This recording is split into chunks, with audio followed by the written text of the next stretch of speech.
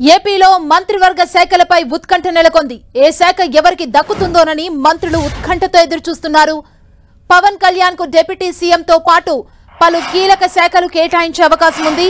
పవన్ కు పంచాయతీరాజ్, గ్రామీణ అభివృద్ధి శాఖ కేటాయించొచ్చనే టాక్ వినిపిస్తోంది.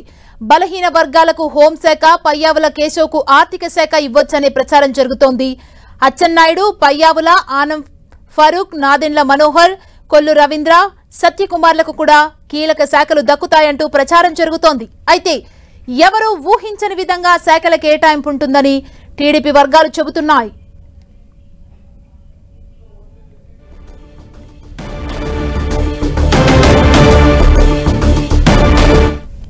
ఏపీలో మంత్రివర్గ శాఖలపై ఉత్కంఠ నెలకొంది. ఏ శాఖ ఎవరికి దక్కుతుందోనని మంత్రులు ఉత్కంఠతో ఎదురుచూస్తున్నారు.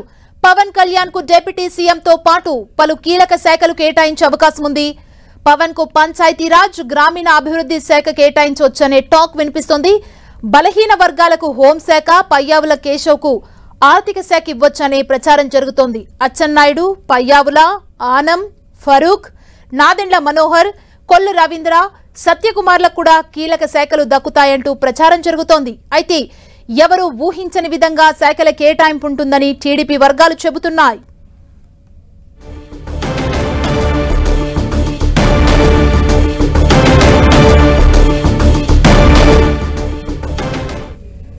ఇక శాఖల కేటాయింపుకు సంబంధించి అయితే అందరిలో ఉత్కంఠ నెలకొంది. మరింత సమాచారం మా ప్రతినిధి రవిచంద్ మనకు అందిస్తారు. రవిచంద్,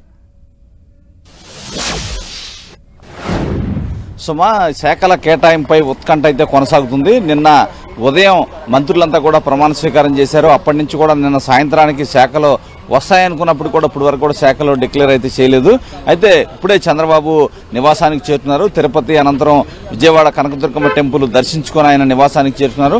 మరి కాసేపట్లో వస్తాయని టీడీపీ వర్గాలు అయితే చెప్తున్నాయి. ఇప్పటికే మంత్రులంతా కూడా ప్రమాణ స్వీకారం చేసి ఉన్నారు. అందరూ కూడా ఎదురు చూస్తున్నారు. ముఖ్యంగా జనసేన అధినేత పవన్ కళ్యాణ్ కూడా నిన్న మంత్రిగా ప్రమాణ స్వీకారం చేశారు.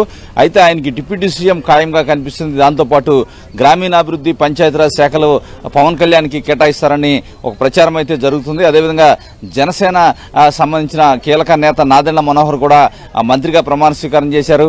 ఆయన కూడా సివిల్ సప్లైస్ కేటాయించారని కూడా మనకి తెలుస్తుంది. అదేవిధంగా కందులు దుర్గేష్ కూడా ఒక శాఖ కేటాయించారు. ఫోటోగ్రఫీ సమాచార శాఖ అని చెప్పి ఒక ప్రచారం అయితే జరుగుతుంది. అయితే ఇంతవరకు క్లారిటీ రావలేదు. పయ్యావుల కేశవ్ కూడా ఫైనాన్స్, ఆర్థిక శాఖ పయ్యావుల కేశవ్ అని చెప్తూ ఉన్నారు. ఈ విధంగా హోంమంత్రి కూడా బలహీన వర్గాలు కేటాయిస్తారని తెలుస్తూ ఉంది. లోకేష్ కూడా కీలక శాఖ, నారాయణకి పట్టణాభివృద్ధి శాఖ కేటాయిస్తారని కూడా తెలుస్తుంది. టీడీపీ అధినేత ఏదైతే ముఖ్యమంత్రిగా ఉన్న చంద్రబాబు దగ్గరే సిఆర్డీఏకి సంబంధించిన శాఖ కూడా ఉండే అవకాశం. సిఆర్డీ అంటే రాజధాని ప్రాంత అభివృద్ధికి సంబంధించి కూడా రాబోయే రోజులు చాలా కీలకం కానుంది. నేపథ్యంలో చంద్రబాబే స్వయంగా వాటిని సమీక్షిస్తారు. ఆయన చేతిలోనే అది ఉండే అవకాశం ఉంది సిఆర్డీఏ అని చెప్తున్నారు. అది తప్పించి పట్టణాభివృద్ధి శాఖ నారాయణ దగ్గర ఉండే అవకాశం ఉందంటున్నారు. లోకేష్ కూడా కీలక శాఖలో ఇండస్ట్రీస్ కావచ్చు, ఐటీ కావచ్చు, అటువంటి కీలక శాఖలు. ఎందుకంటే గత 5 సంవత్సరాలుగా ఆంధ్రప్రదేశ్లో నిరుద్యోగం పెరిగిపోయింది. యువత ఉపాధి లేక పక్క రాష్ట్రాలకి తరలిపోతున్నారు.